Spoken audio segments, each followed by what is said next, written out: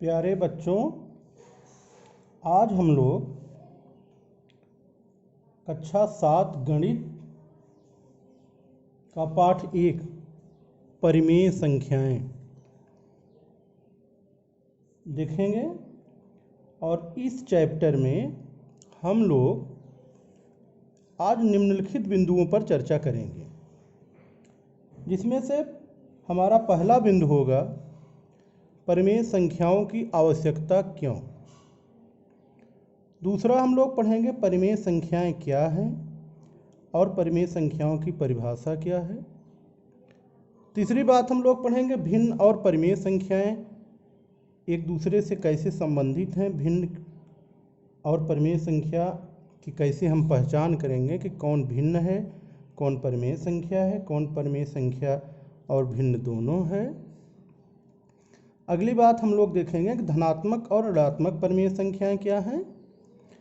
इसी के साथ परिमेय संख्याओं के दो महत्वपूर्ण प्रगुण, समतुल्यता का प्रगुण और सरलतम रूप का प्रगुण देखेंगे हम लोग। फिर ये देखेंगे कि परिमेय संख्या का सरलतम रूप ही उसका मानक रूप होता है।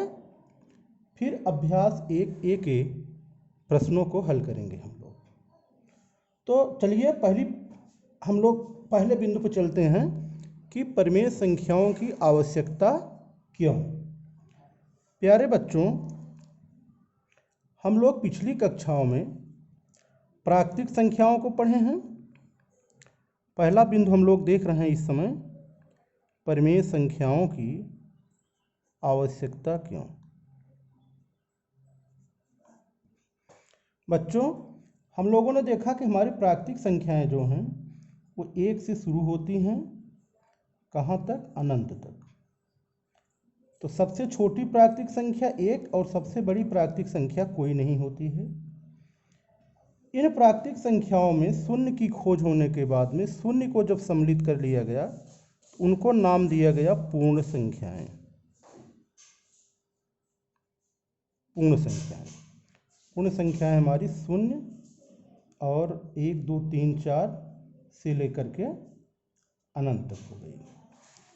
अब इन पूर्ण संख्याओं में हम लोगों ने प्राकृतिक संख्याओं के की जो ऋणात्मक संख्याएं हैं, जैसे धनात्मक है 1 2 3 4 5, इन्हीं के विपरीत संख्याएं -1, -2, -3, -4 ऋणात्मक संख्याओं को जब सम्मिलित कर लिया गया, अब इनको कहा गया पूर्णांक संख्याएं।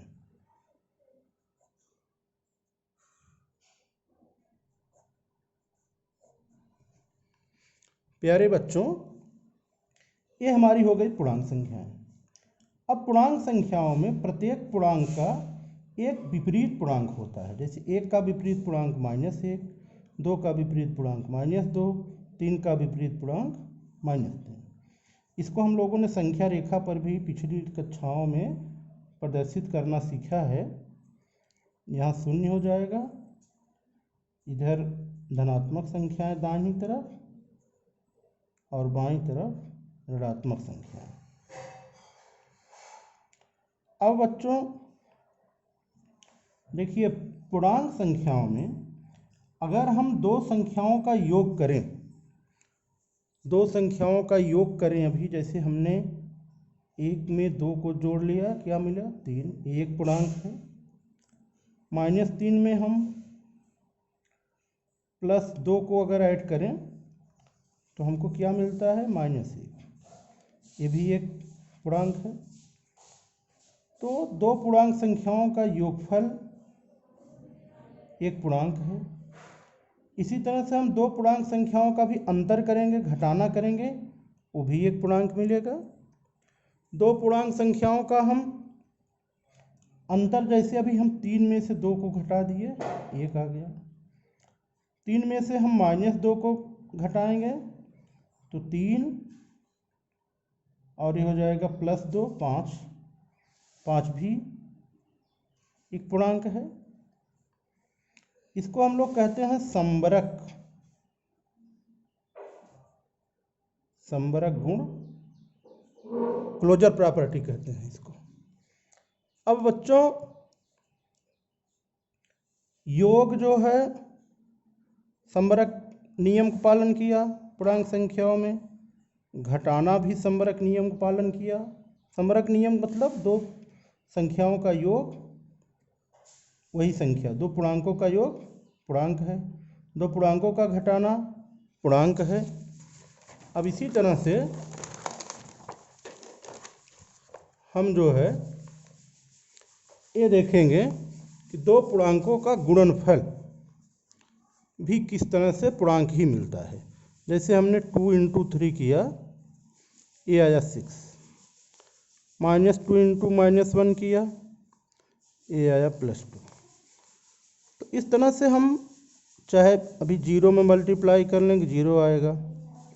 ये भी सब क्या है, पूर्णांक है।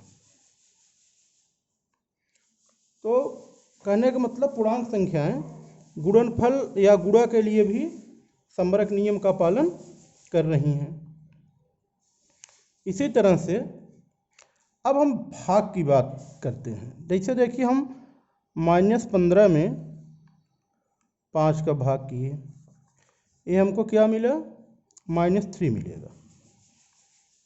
-3 क्या है, एक पूर्णांक है।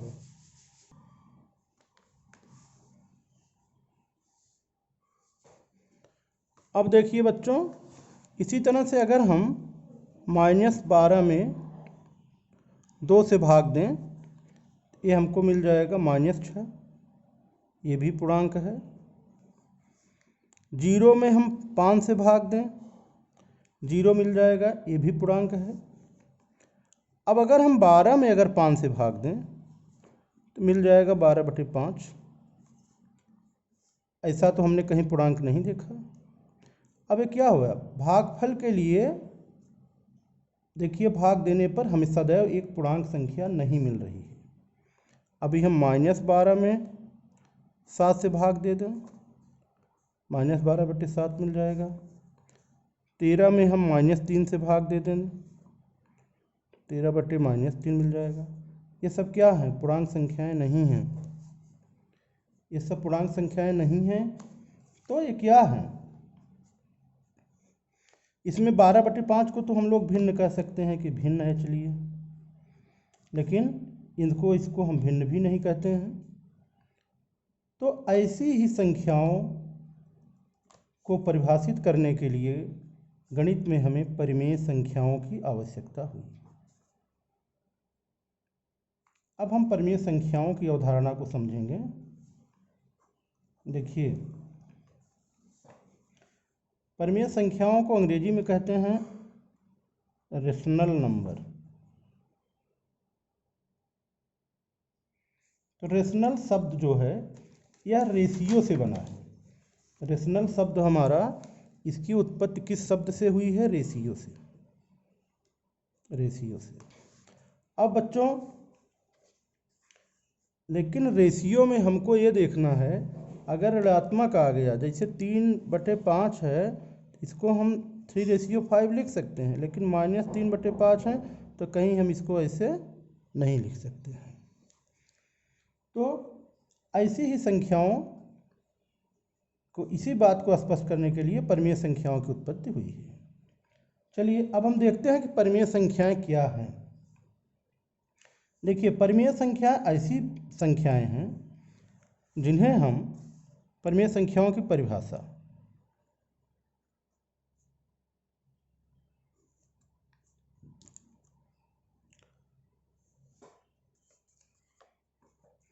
ऐसी संख्याएं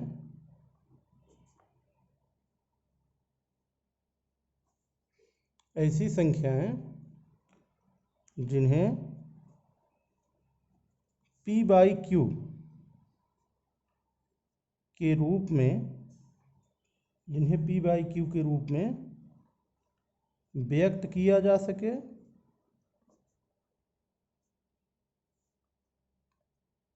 जहां P व Q पूर्णांक हों तथा Q शून्य पूर्णांक न हो। तो ऐसी संख्या है जिन्हें p बाई क्यू के रूप में व्यक्त किया जा सके जहाँ p व q पूर्णांक हो तथा q नॉट इक्वल टू 0, परिमेय संख्याएं कहलाती हैं। परिमेय संख्याएं कहलाती हैं। अब हम लोग देखेंगे अगला बिंदु, परिमेय भिन्न और परिमेय संख्याएं। प्यारे बच्चों, देखिए भिन्न संख्याएं हमारी जो हैं, जैसे 1/2, 2/3, 3/4, 10/11, ये सब हमारी क्या है? भिन्न संख्याएं हैं। भिन्न संख्याएं की विशेषता ये है, ये सदैव धनात्मक हैं। सदैव क्या है? धनात्मक है। और परिमेय संख्याएं हमारी धनात्मक भी हैं, ऋणात्मक भी हैं, शून्य भी हैं। अब देखिए, हम जैसे पूर्णांक संख्याएं हैं तो सभी पूर्णांक संख्याओं को हम लोग अनंत रूप में लिख सकते हैं। जैसे हमको 2 को लिखना है तो 2 को हम 2/1 भी लिख सकते हैं, तब भी 2 होगा। 4/2 लिख सकते हैं, 6/3 लिख सकते हैं, 8/4, इस तरह से हम इसको अनंत रूप में लिख सकते हैं। तो सभी पूर्णांक संख्याएं क्या है? परिमेय संख्याएं। शून्य को भी इसी तरह से हम कुछ भी लिख सकते हैं अनंत रूप में। शून्य भी क्या है? एक परिमेय संख्या है। तो सभी भिन्न संख्याएं क्या हैं? परिमेय संख्याएं। परंतु सभी परिमेय संख्याएं भिन्न संख्याएं नहीं होती हैं। ऐसा क्यों? इसके लिए हम देखिए थोड़ा सा धनात्मक और ऋणात्मक परिमेय संख्याएं देखते हैं, फिर ये बात और स्पष्ट हो जाती है। तो धनात्मक परिमेय संख्याएं देखिए, जैसे 2/3 है, 4/5 है, 9/11 है, 13/15 है। ये जिनका न्यूमरेटर डिनोमिनेटर दोनों धनात्मक है, ये सारी धनात्मक परिमेय संख्याएं हो गई। अब कोई संख्या अगर इस टाइप की है, जैसे -5/7 या 5/-7, -3/5, -3/8, -9/5, ये सब सारी संख्याएं क्या हैं? ऋणात्मक परिमेय संख्याएं हैं। इनको क्या कहेंगे? ऋणात्मक परिमेय संख्याएं।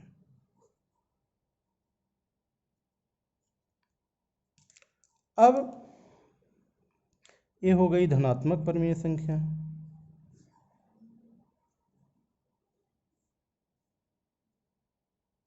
एक रूप और हमको देखने को मिलेगा, कहीं -5/-7, -3/-5, -3/-8, इस तरह से अगर हमको कोई संख्या मिल रही है जिसमें अंश और हर दोनों में ऋणात्मक चिन्ह लगा हो, तो वह ये इसको हम धनात्मक रूप में परिवर्तित तो कर सकते हैं।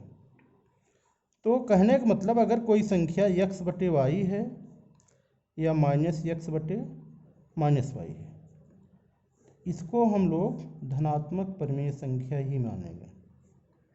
धनात्मक परिमेय संख्या ही मानेंगे। लेकिन अगर कोई संख्या -5/-7 है, इस रूप में इसको हम परिमेय संख्या कहेंगे, लेकिन भिन्न नहीं कहेंगे। ये परिमेय संख्या होगी लेकिन भिन्न नहीं होगी। भिन्न इसको हम तभी कहेंगे जब हम लिखेंगे 5/7। तो प्यारे बच्चों, अब ये बात मैं समझता हूँ कि क्लियर हो गई होगी कि सभी भिन्न संख्याएं तो परिमेय हैं, लेकिन सभी परिमेय संख्याएं भिन्न नहीं हैं, क्योंकि परिमेय संख्याएं धनात्मक भी हैं, ऋणात्मक भी हैं, और शून्य भी परिमेय संख्या है, जो उसको न तो धनात्मक कहते हैं न तो ऋणात्मक कहते हैं। तो ये हो गई भिन्न और परिमेय संख्याओं की बात। तो निष्कर्ष एक ही है कि सभी भिन्न संख्याएं परिमेय हैं, लेकिन सभी परिमेय संख्याएं भिन्न नहीं हैं। अब हम बात करते हैं परिमेय संख्याओं के दो प्रगुण की। तो परिमेय संख्याओं के दो प्रगुण ये हैं। पहला प्रगुण है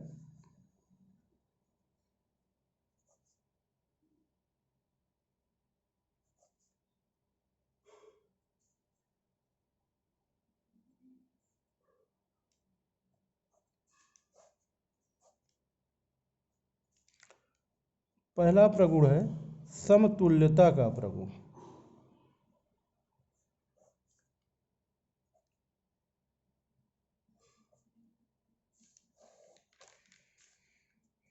समतुल्यता का प्रगुण। प्यारे बच्चों, किसी भी परिमेय संख्या को हम लोग किसी शून्येतर पूर्णांक से गुणा करके उसकी समतुल्य परिमेय संख्याएं प्राप्त कर सकते हैं। जैसे 1/2 एक परिमेय संख्या है, इसको हम लोग लिख सकते हैं 2/4, 3/6, 4/8, 5/10। इस तरह से किसी परिमेय संख्या की अनंत समतुल्य परिमेय संख्याएं होती हैं। अब परिमेय संख्या का दूसरा प्रगुण है सरलतम रूप का प्रगुण। सरलतम रूप का प्रगुण यह है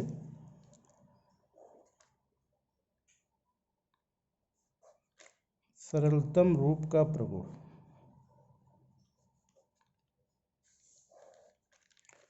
प्यारे बच्चों, जैसे हमारे पास 8/12, 35/40, 49/63 ये 3 परिमेय संख्याएं हैं।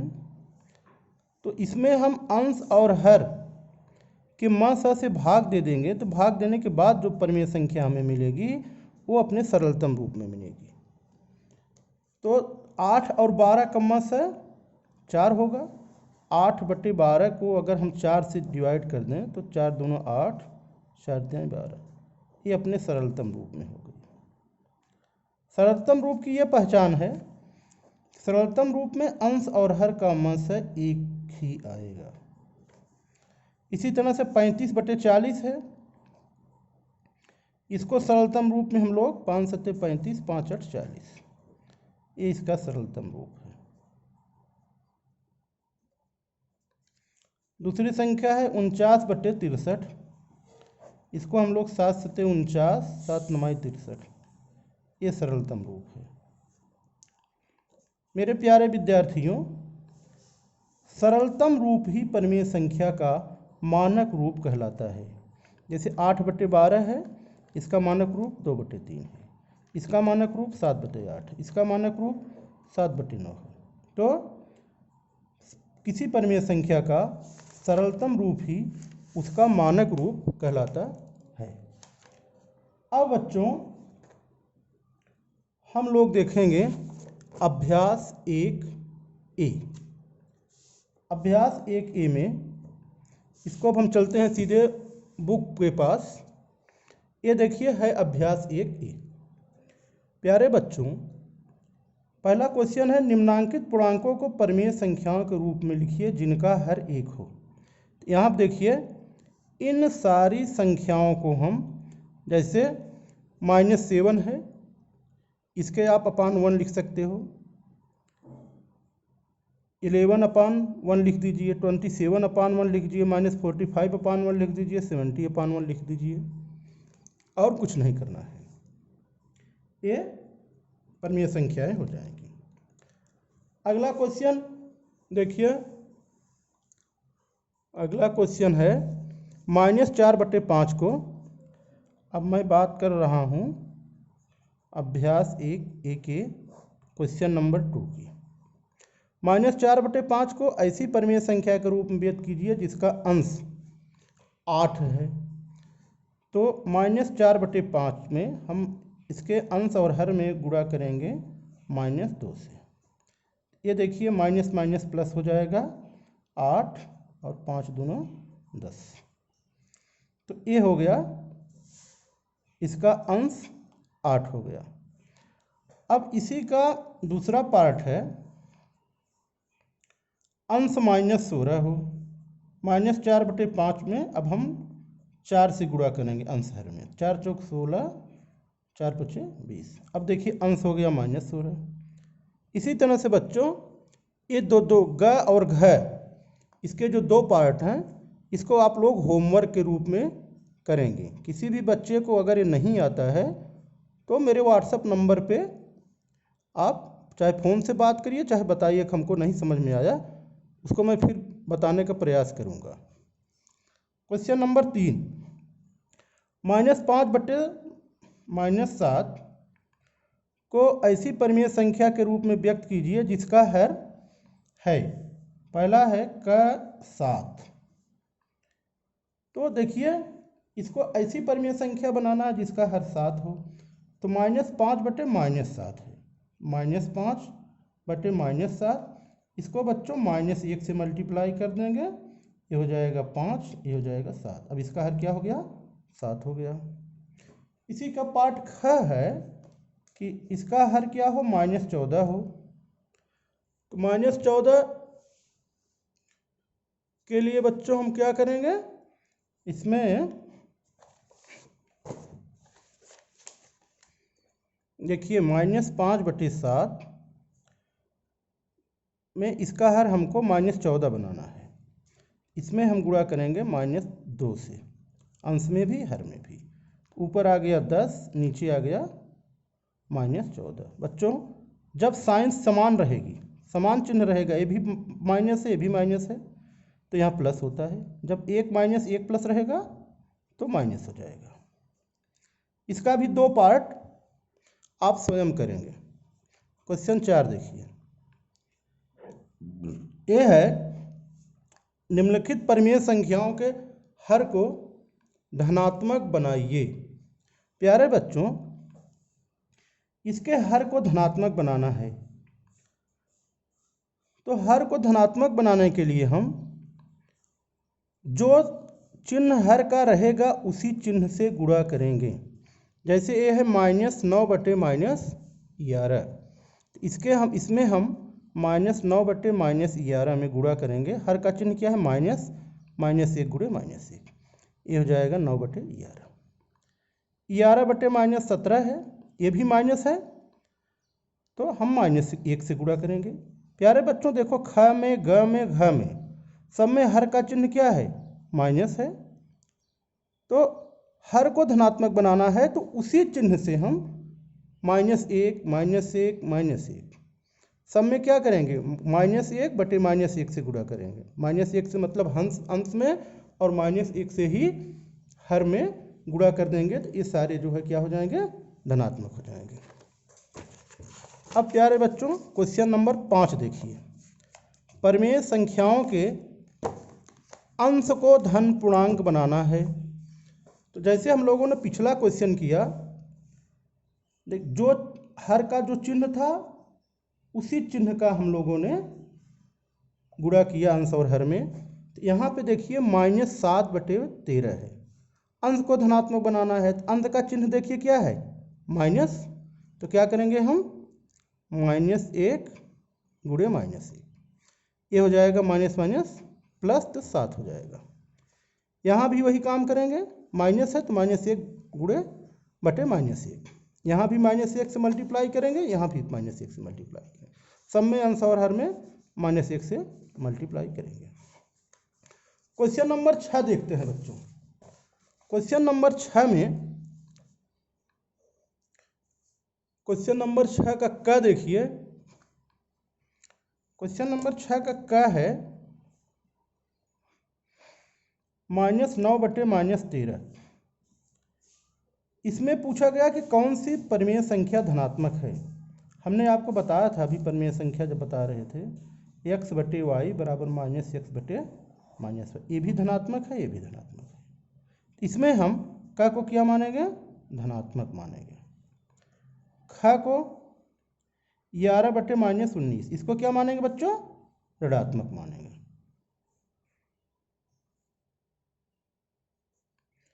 इसी तरह से ग में देखिए दोनों चिन्ह क्या है, अंश का और हर का, दोनों का ऋणात्मक है तो धनात्मक हो जाएगा, ये फिर ऋणात्मक हो जाएगा। इसी तरह से 7 में आइए, कौन सी परिमेय संख्या ऋणात्मक है? बच्चों जिसमें एक ही चिन्ह ऋणात्मक रहेगा अंश और हर में से, वो क्या होगी? ऋणात्मक होगी। ये ऋणात्मक, ये धनात्मक, एक ही चिन्ह है ऋणात्मक, दोनों देखिए अंश हर में ऋणात्मक है तो धनात्मक हो जाएगा। परिमेय संख्याओं को सरलतम रूप में लिखिए। अब क्वेश्चन 8 देखते हैं हम लोग। क्वेश्चन 8 देखिए, क्वेश्चन 8 ये कह रहा है बच्चों, निम्न परिमेय संख्याओं को सरलतम रूप में लिखिए। सरलतम रूप में हम लोगों ने क्या सीखा है? अंश और हर के म स से डिवाइड करते हैं। 9 और 21 है, 9 21 का म स 3 होगा, 3 से बच्चों 8 का ये है -9/21, 3 त्रिका 9, 3 सत्ते 21, ये हो गया -3/7। ख है -18/-27, इसमें देखिए म सा 18 27 का 9 होगा तो 9 दूनी 18, 9 तिरिक 27, इसको हम -2/-3 लिखेंगे। अगर धनात्मक लिखना है तो 2/3 लिख देंगे। अब प्यारे बच्चों, इसी तरह से आप ग और घ को सरलतम रूप में खुद लिखेंगे। आ जाइए क्वेश्चन नंबर 9 पे।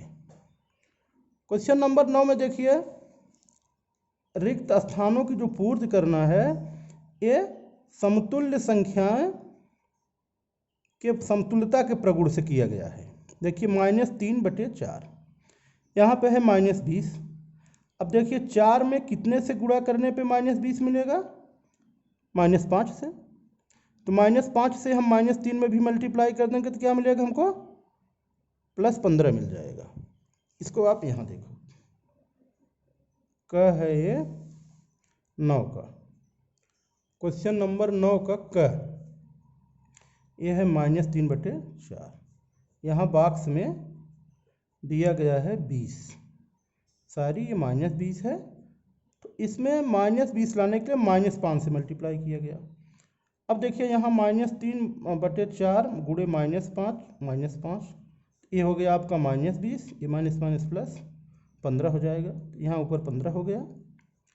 फिर बच्चों यहाँ 28 है, 7 चौके 28, 7 से गुणा किया गया, यहाँ 7 से करेंगे तो -21 हो जाएगा, 21 हो जाएगा। इसी तरह से आप इन सबको करेंगे। अच्छा एक मैं और बताता हूँ, देखिए यहाँ -5/8 है, 24 है, तो -3 से मल्टीप्लाई किया गया, प्लस साइन आया, इसका मतलब जो साइन है इसके हर की उसी साइन से मल्टीप्लाई किया गया, तो -3 से मल्टीप्लाई किया गया, 24 आया, तो यहाँ -3 से करेंगे तो 15 आ जाएगा। यहाँ 25 है, तो -5 से करेंगे तब 5 × 25 होगा, यहाँ -5 से करेंगे 40 हो जाएगा। इसी तरह से ग घ आप स्वयं करेंगे। क्वेश्चन नंबर 10 देखिए, प्रत्येक के समतुल्य 3 और परिमेय संख्याएं लिखिए। बच्चों का देखिए है 2/5, इसके 3 अगर समतुल्य 3 परिमेय संख्याएं लिखनी है, पहले इसमें हम गुणे 2/2 से गुणा कर दिए, 2 दूना 4, 2 5 10, एक समतुल्य परिमेय संख्या हो गई। फिर आप 3 से यही काम करिए, 2/5 अंसार में 3 से गुणा कर दीजिए, 3 दूना 6, 3 5 15, फिर 4 से कर लीजिए, किसी भी संख्या से कर सकते हैं आप, 4 दूनी 8, 4 5 20, 3 परिमेय संख्याएं हो गई समतुल्य। 7/-11 है, इसमें आप कर लीजिए 2 से, 2 7 14 -22, फिर 3 से कर लीजिए, कोई ज़रूरी नहीं है कि आप 2 ही से करेंगे, -2 से कर लीजिए, -14, ये 22 हो गया। 7/-11 3 से कर लीजिए, 7 3 21, 13 33। इस तरह से आप ग वाला पार्ट में भी 3 जो है समतुल्य परिमेय संख्याएं कर डालिएगा। प्यारे बच्चों, इस तरह से अभ्यास एक कंप्लीट हो गया। अब जो है अगले वीडियो में हम लोग अभ्यास 2A और उसमें जो अवधारणाएं हैं, दो क्रमागत पूर्णांकों के मध्य प्रमेय संख्याएं ज्ञात करना और दी गई प्रमेय संख्या जो पूर्णांक नहीं है का क्रमागत पूर्णांकों के मध्य संख्या रेखा कैसे प्रदर्शित करेंगे, और समतुल्य प्रमेय संख्याएं तो हम लोग पढ़ चुके हैं। दो प्रमेय संख्याओं की तुलना कैसे करेंगे, कौन प्रमेय संख्या समान है, असमान है, छोटी है, बड़ी है, इन सबको देखेंगे। जय हिंद, जय भारत।